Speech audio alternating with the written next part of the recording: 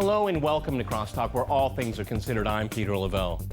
A year after the downing of MH17, investigations of this tragedy remain inconclusive or incomplete. However, this has not stopped Western governments and their media from spinning insinuating stories and apportioning blame, doing both without the use of facts. Will there ever be justice for all the victims of MH17?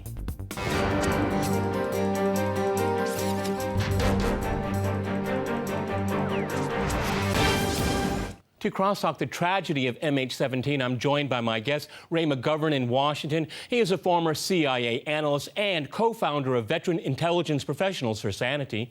In Phoenix, we have Patrick Henningsen. He is a journalist and writer and founder of the news website 21stCenturyWire.com. And here in Moscow, we cross to Alexander Mercouris. He is a writer on legal affairs and an analyst. All right, gentlemen, CrossTalk rules. In fact, that means you can jump in anytime you want, and I very much encourage it. Ray, it's been a year after this tragedy began, but as I said in my introduction, investigations inconclusive and incomplete. What are your thoughts?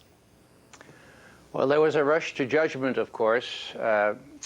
Secretary of State John Kerry got up just 5 days after the event, which is 1 year ago on the 17th of July, and he accused the pro-Russian separatists and, by extension, Russia for doing this.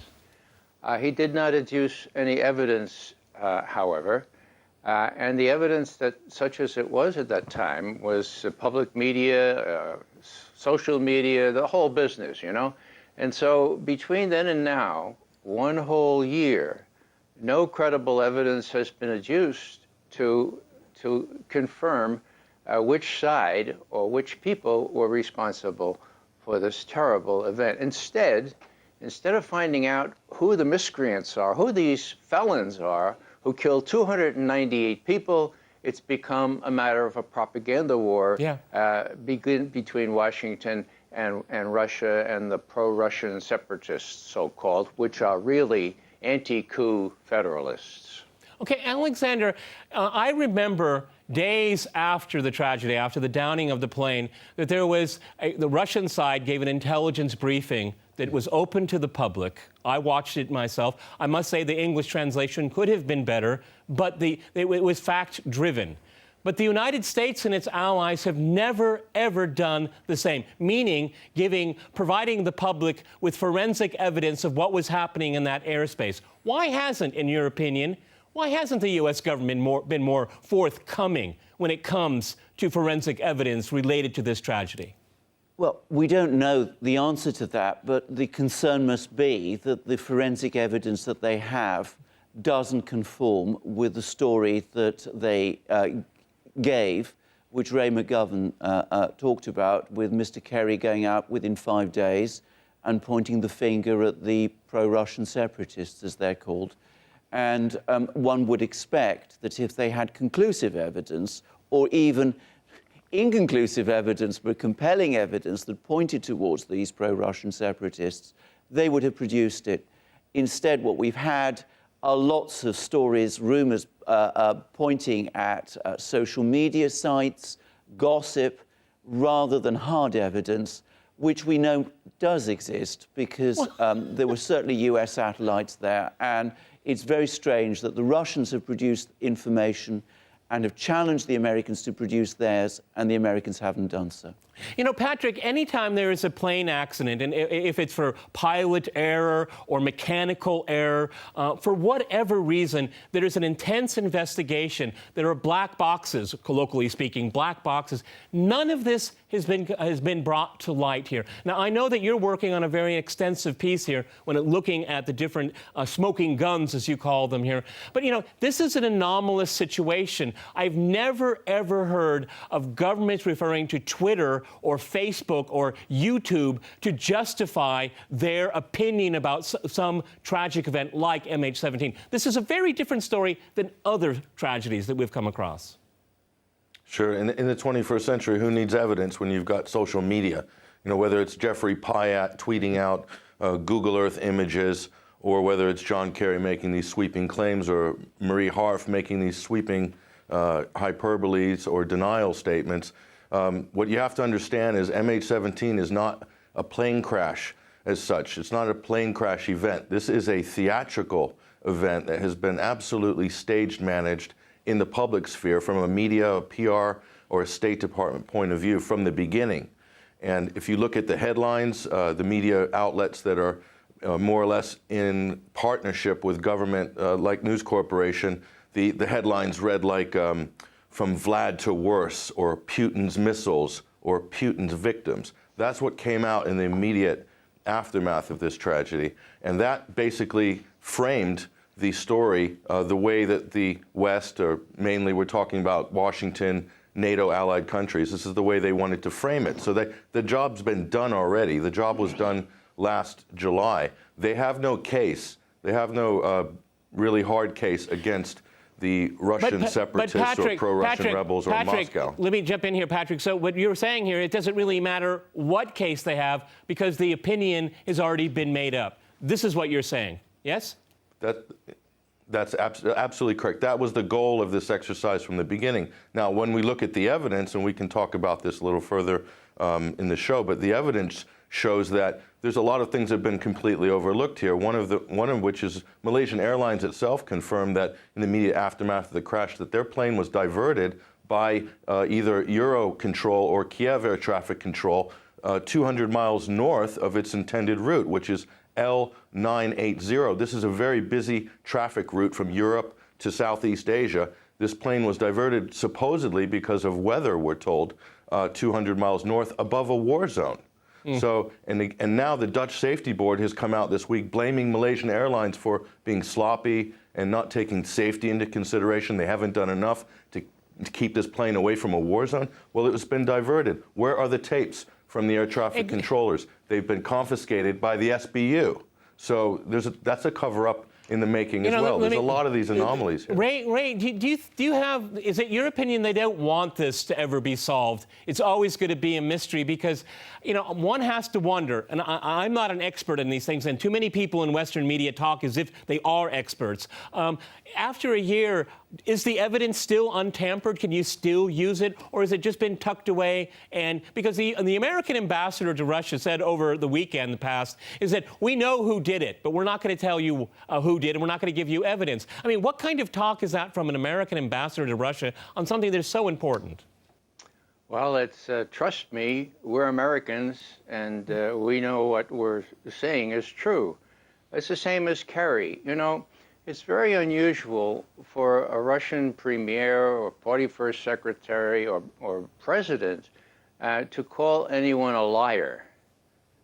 But Kerry lied about Syria, and as Obama arrived for the Petersburg summit a couple of years ago, 13, Putin said publicly about Kerry, on vryot, on znает, что врет, это печально, which means he lies, he knows he's lying. This is very sad. Yeah. Wow.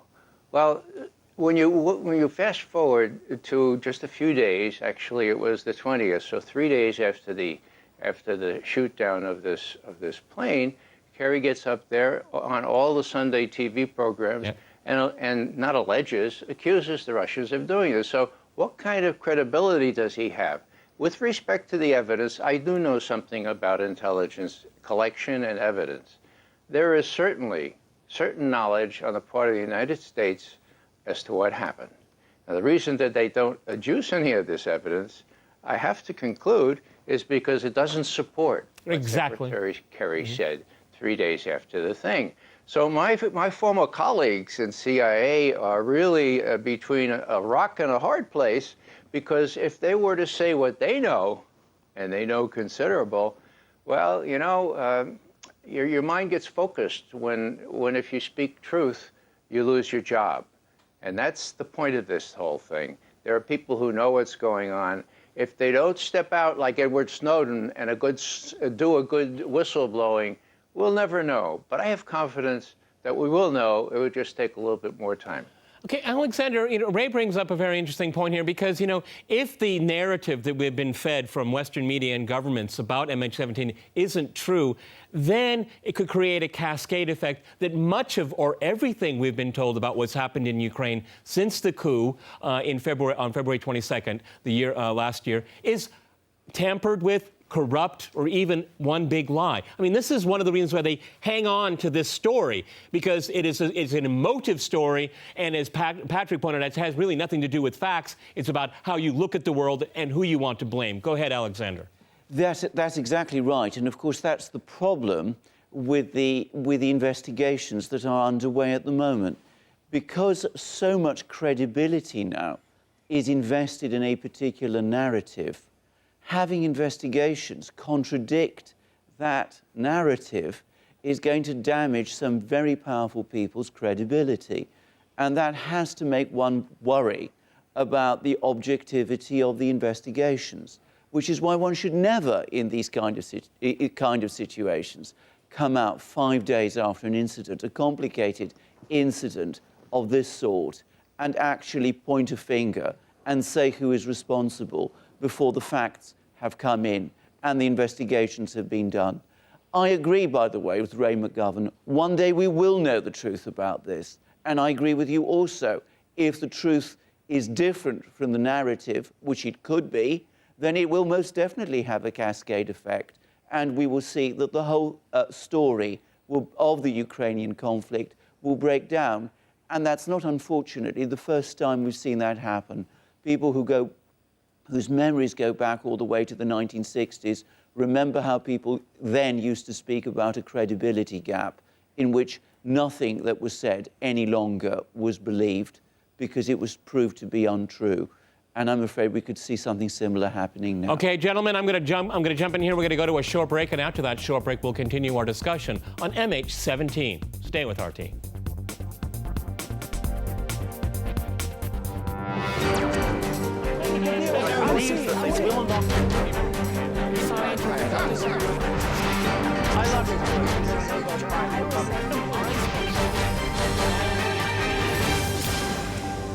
Okay, I'd like to go back to Ray in Washington. Looking at all the faces on the panel here, our age betrays ourselves, because I think all of us remember clearly a tragedy back in 1983 dealing with a downed plane.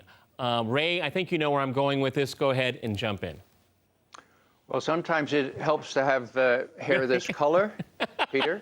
I agree. I was aware, let's say, of what happened when KAL 007 was shot down by a Soviet fighter. It was on September 1st, 1983, and the immediate push in Washington, surprise, surprise, was to blame the Russians. Now, did the Russians shoot it down? Of course they shot it down. Was it in Russian airspace? Yes, it was. Had there been a spy plane there before? Yes, there had been. But the idea was to accuse the Russians of deliberately shooting it down, right? That was hardcore, just terrible thing that they deliberately did this, knowing that it was a passenger aircraft. Well, that was a lie. And I couldn't really speak about that very much until the USIA, the information agency, the fellow who was in charge of information warfare, wrote a book. And the name of the book is Warriors of Disinformation. In short, he was the fellow in the State Department who was given 8.5 minutes of a 50-minute tape recording the conversations between ground control and the fighter pilot. They showed, the 50 minutes did, that it was a surprise that this was a passenger aircraft. They thought it was a spy plane. What happened? Well, this fellow, Alvin A. Snyder, was not given the whole deal, and he learned 10 years later, and that's when he wrote his book. But the lesson here that he draws is just really amazing. What he says is this. You know, the role, or the moral of this story, he says, and this is a direct quote, is that all governments, including our own, lie when it suits their purpose. The key is to lie first. Now, if you lie first, you win. And this is what's happened with the Syrian chemical thing, and now with KAL-17. Doesn't matter what the truth is, you lie first, you pump it, as President Putin said just yesterday, you stuff it into the major media, and then it becomes real. And then if 10 years later, as in this case, it's revealed that it wasn't pro-Russians, it wasn't Russians, it was actually Ukrainians that did this, well, who's going to wonder? Who's going to, by that time, whoever lies first wins. You know, Patrick, I think it's very interesting, again, going back to some of your investigative writing on this here and reflecting with what Ray just said here. That's why they will not continue with this story. I mean, I think all of us know the analyst Patrick Armstrong, and he wrote about a half a year ago, a former diplomat, a Canadian man, to the Soviet Union and to Russia, and he wrote one line that stays with me for a long time now. He said, MH17 was the biggest media story in history until it wasn't. And this is exactly what's happened here. And looking at your investigative writing, it's so compelling. But will it matter by the time the evidence is made open to the public, or will this evidence be destroyed? Because your work is very good, but the dominant narrative will not give you any room outside of programs like this and other places on the internet. Yeah, I tend to think that the West will sit on this story. The black boxes have been sent to Farnborough almost 10, 11 months now. They've been with the British authorities for 11 months, and we haven't heard a word really about that. But certainly on those cockpit voice recorders, you'd have all the interactions with air traffic controls. You'd know who diverted the plane 200 miles north and why, what the reason would be given, and so forth. And of course, that again doesn't fit into the narrative which was portrayed by the West in the immediate aftermath of disaster. So that's one thing. Farnborough black boxes, we probably won't hear much about those. But the main thing right now is that you have to look at who's handling the investigation now. It's the Dutch Safety Board. And they've just released some initial findings yesterday. And CNN is waxing on about how great the Dutch Safety Board is, how meticulous they are, how nonpartisan they are. I'm sorry, but the Netherlands are not a neutral arbitrator in this case. They're a leading member of NATO, okay, and they are running absolute point on what appears to me like a cover-up of the facts. And even the victims' families have asked that they believe that the Dutch Safety Board has botched the investigation. They want it to be taken over by the UN. The Dutch have refused. So to me, it's pretty obvious that there is some covering up of the facts here, and even the victims' families support that. Alexander, I've been following the leaks too, and I'm not going to make any decision one way or another until there's something more to chew on there. But the leaks look like that it is an inconclusive investigation, but at the same time, they're going to propose what they think is a plausible scenario, which I find very, very strange. Why would you propose a plausible scenario if you're supposed to be putting together facts? Well, indeed, and that isn't how investigations are supposed to be conducted. And the fundamental problem with this inquiry, this investigation, is, of course, it's also all been conducted in a most secret way. We don't really know very much about it. We're going to be presented in October with the final result, and one just doesn't really know how those conclusions are being reached. And there are the concerns about objectivity that Patrick has discussed. My only point I would say is this. I don't think that if this thing, the truth eventually does come out, it will be unimportant. There have been instances where the truth has come out and it's proved to be very important. It was over the weapons of mass destruction issue in Iraq. Going back in England, it's been over the Lockerbie crash of 1986. I think this is one of those things where people are going to be concerned, and they're going to be coming back, and they're going to be asking questions. And over time, the answers will start to come. I think the great difference with 1983 and KL 007 was that in that particular case, it was easy to blame the Russians because the Russians were known to have done it. Okay. Ray, when you visited Moscow last, when I saw you, you said something I thought was very insightful and stayed with me to this day, is that you because of your past profession and people that you still know, the U.S. government exactly knows what happened. They know the scenario. They know who shot it down. And the thing is that releasing that information would be very embarrassing, probably for some people, and I'm not saying definitively here, and I'm not going to indulge in conspiracy theory, but it would probably be very embarrassing for the regime in Kiev. Well, it would, as well as for the regime in Washington. Let's call to mind the fact that it was this incident which justified, in large measure, the sanctions regime. Yep. So if we get clarity on this, and it turns out that it was some rogue Ukrainian outfit subservient to one of the oligarchs, or worse still, a unit of the Ukrainian army that shot this plane down, well, what happens to the sanctions? So a lot is riding on this. I would also point out that it's not only the Dutch, they are supported by Ukraine and the British and who else? Oh, the Australians. None of them, I would say, in a more serious manner, are very independent of what the U.S. wants. And so what we have here is a situation where the truth has to come out. I'm just very anxious that it come out sooner rather than later. Alexander, not only the sanctions here, the greater sanctions were called for as a result of this tragedy here, without an investigation and without a thorough understanding of the facts here. But, let's say in October, and let's go back to the Dutch plausibility scenario. That could be it could cause a lot of more tension between Washington and Moscow and with Kiev in the middle. Is this something that we really need right now? Or is because, on this program, we have stayed with the Ukraine story from the very, very beginning. And, I see differences between what's going on in Washington and in Brussels here. And the Pentagon seems very intent that it needs to strengthen its forces in Ukraine, a non-NATO member, by the way. And this report would be very convenient if the Dutch say, well, we're not really sure who did it, but we think these people did it, which, of course, Moscow. That could be very inflammatory. It could be very inflammatory. And do we need it? We don't need it, but, of course, some people probably want it. Yep. And that's the problem. And they probably want it, and they probably need it too, because of the issues of credibility that we discussed. It is going to cause problems in October when it comes out.